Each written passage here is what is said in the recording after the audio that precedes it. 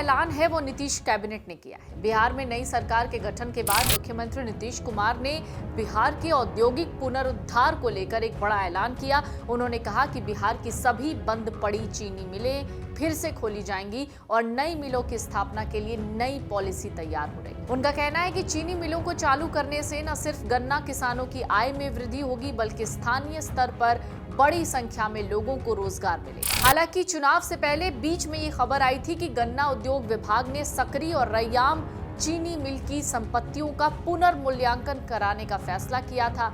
इसके लिए जल्द ही सर्वे शुरू होगा। गन्ना उद्योग विभाग ने एसबीआई कैंप्स कोलकाता के जरिए पुनर्मूल्यांकन का निर्णय लिया था। ये खबर बिहार में चुनाव से पहले सुनने को मिली थी।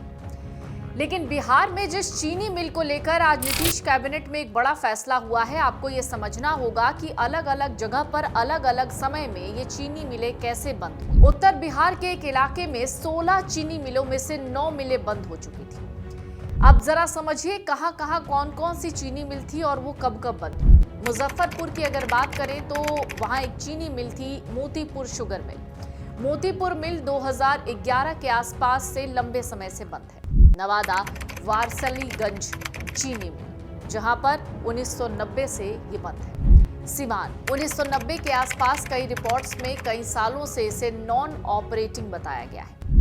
बनमनखी चीनी मिल लगभग 3 दशक से ये बंद है। बीथा बुरारू पचरुखी चीनी मिल 1990 के आसपास से या उससे पहले से नॉन ऑपरेटिंग के रूप में ये रिकॉर्ड है।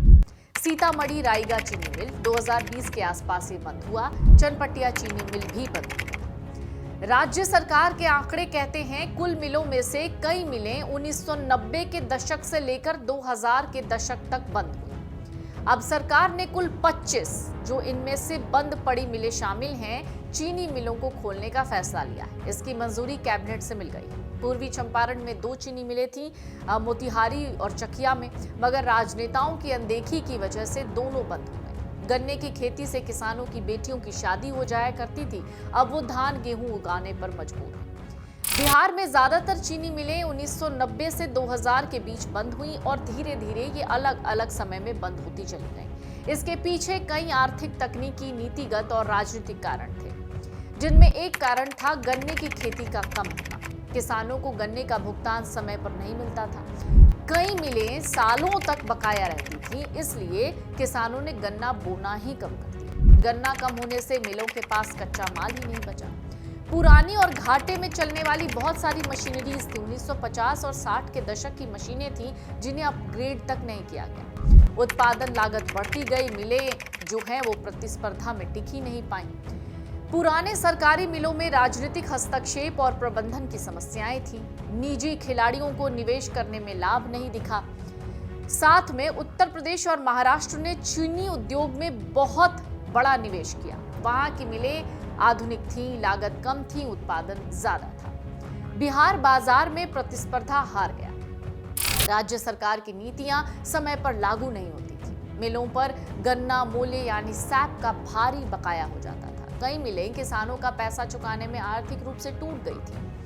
अभी तक बिहार चीनी और इथेनॉल के लिए दूसरे राज्यों पर निर्भर है। अगर एक बार फिर से चीनी मिलें चालू हो जाती हैं तो इसका बहुत बड़ा फायदा होगा। मिलें चलने से बिहार खुद उत्पादक राज्य बन सकता है। राज्य को जीएसटी, टैक्स और राजस्व बढ़ेगा।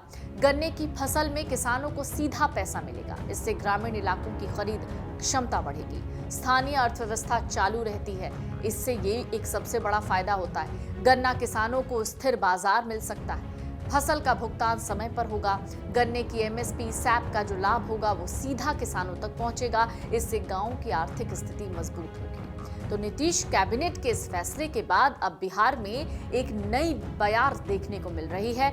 लोग अब इस बात को लेकर उत्साहित हो सकते हैं कि एक बार फिर से बिहार में वो चीनी मिलें खुलेंगी जो चीनी मिल बिहार का गर्व हुआ करती थी। और उससे भी बड़ी बात, जब बिहार में रहने वाले लोग